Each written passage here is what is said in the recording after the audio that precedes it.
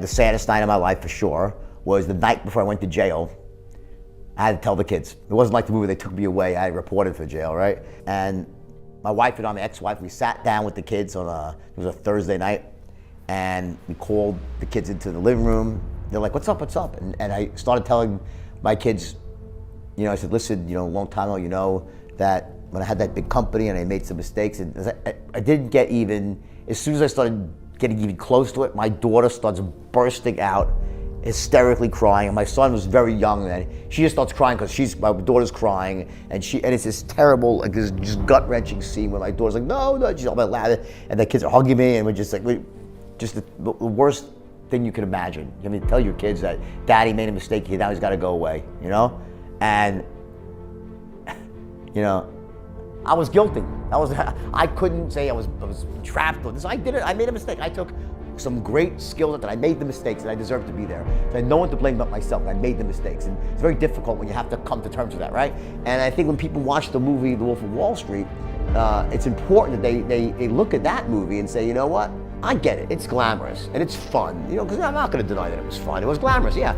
But there's something called balance in there that when you are that character, that never ends well. It just never ends well. And one question that I get asked all the time, how was I able to stay positive and motivated in what was certainly the worst time of my life? I lost all my money, I lost my freedom, I lost my children for a time, my wife bottomed out, right? And I said, I think about it, I said, here's the secret. When I was in jail, in those moments, and the worst moments of all were at nighttime, when you're in your bunk and people are asleep and you're alone with your thoughts and you could just really get negative. And the answer is that in bed, when I was alone with my thoughts, I would close my eyes and I would visualize the faces of my two children. And I closed my eyes, I'd see their faces, and I knew I had let them down so badly, caused them so much pain, and I said, there's nothing I won't do. There's no length I won't go to prove to these kids that their dad can do it right, that their dad's gonna come back even better than before.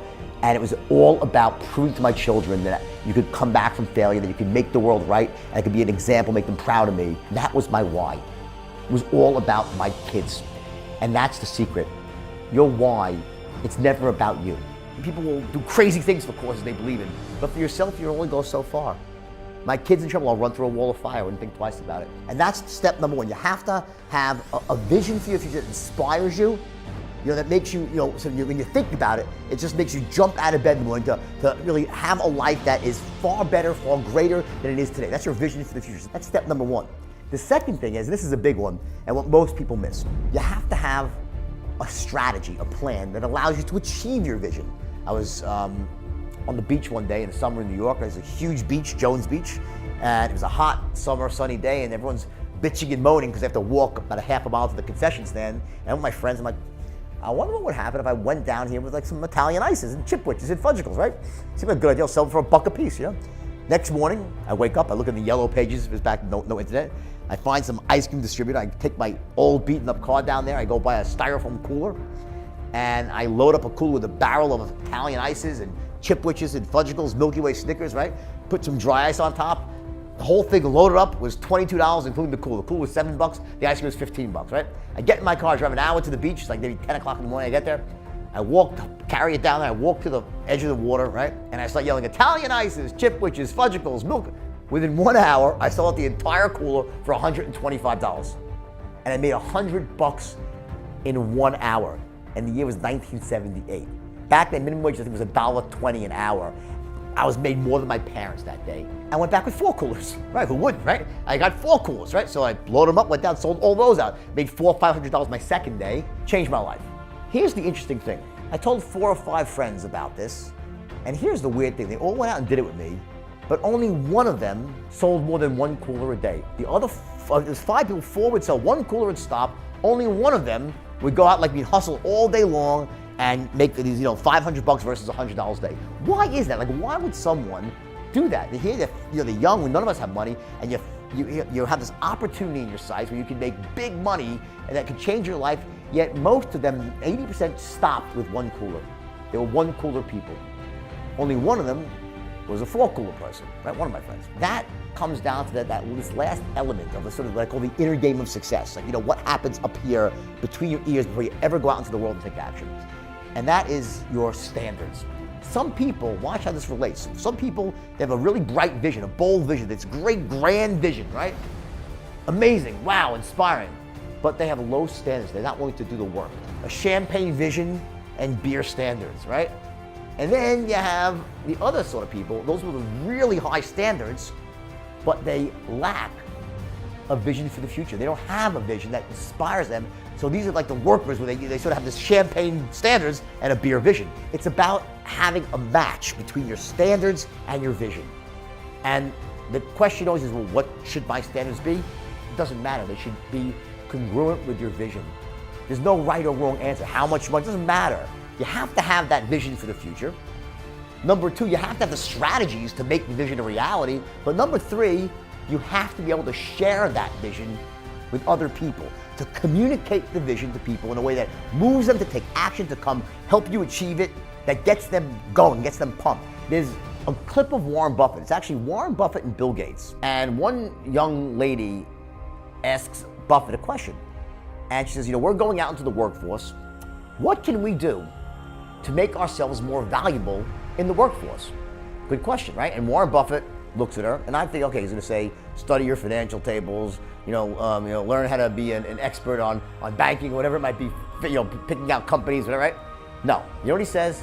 He goes, there's one thing you can do. Go take a course and study communication, sales, persuasion. That's what you got to do, because that's a skill that they don't teach in college. They don't really teach, right? And it's the most crucial skill out there. In fact, as he says, when I got out of college, Warren Buffett says, I was a terrible communicator. I couldn't sell anything, right? So what did I do? He went out and took a course. Now back then, the gold standard was Dale Carnegie, right? This is many, many years ago. And he took that course and he says, it changed my life because it allowed me to go out there and communicate and sell. Because here's the deal. What would Warren Buffett be if he had never taken that course? If he never learned how to close the deal, what would Warren Buffett be today? You know what he'd be? He'd be the most successful money manager in Omaha, Nebraska that nobody ever heard of. When someone like Warren Buffett, who's like the opposite of what you think a salesperson is, right, says that that's the skill. If you want to do one thing to improve your life and really ensure that you get what you want in life, learn how to communicate, learn how to sell, learn how to communicate, learn how to sell, right? Because people, without that, you die with your music on your lips. You can't, it's like, it kills me because there's so many people out there in the world that have these great ideas, right? They have this great passion inside, and they can make a difference in the world and a difference in their own lives and their family, right? All the stuff they could do. And yet, because they lack the ability to communicate this idea, to sell their idea to other people, they end up locking it, keep it locked inside, and they die without ever expressing themselves. I mean, to me, that's the saddest thing. My wife now, who's my inspiration, like one of the things that she said to me was so funny, is when we first met, wow, she says, I have never met someone that is so fearless. Like you have all this stuff and you're just plowing forward, you're fearless. I said, sweetheart, I said, I'm scared shit. I'm just not letting it stop me. I am scared. And that's what courage is all about. I let my fear plow me forward, push me forward. And that's something you have to reframe in your own. It's really a reframe about what fear is, what pain really is. Pain is the greatest motivating force in the world. But if you're gonna go into denial and become numb yourself to the pain, you're gonna live a smaller and smaller life until one day when you're old in bed and ready to die, you'll look back at all the things that you could have done, you should have done, you would have done, and you didn't do because you thought, well, you know what, I'm okay. I'm doing decent, that's not so terrible as people were. You know what, fuck that. Don't live that life. Don't be the person that looks back and has regret and didn't take action to get what they truly wanted in life.